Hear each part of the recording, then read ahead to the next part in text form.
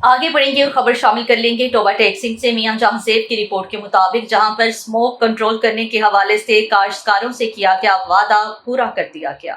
वज़ीर आला पंजाब मरियम नवाज शरीफ ने स्मोक कंट्रोल करने के लिए काश्तकारों को जदीद ज़रई मशीनरी की फराहमी का वादा पूरा कर दिया। जिला टोबा टेक्सिंग के किसानों को 125 सुपर सीडर 36 राइस सेट्रा शीडर फ्राहम करने के लिए कुरानदासी की गई। किसानों को पाक सुपर सीडर्स और राइस सेट्रा शीडर्स 60% सब्सिडी पर दिए जाएंगे।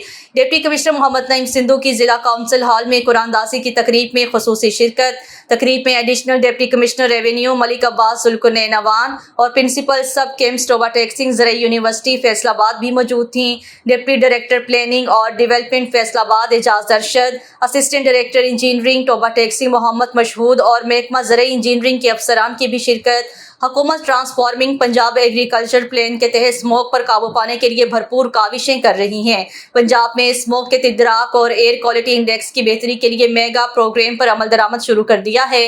डिप्टी कमिश्नर मोहम्मद नईम सिंधु ने कहा है कि सुपर सीडर और राइस सेट्रा शीडर की मदद से धान की फसल की बाकियात को तलब किया जाएगा। फसलों की बाकियात चलाने से ज़मीन की ज़रखेज़ी मुतासिर और फ़ज़ाई आलूदगी में इजाफा होता है।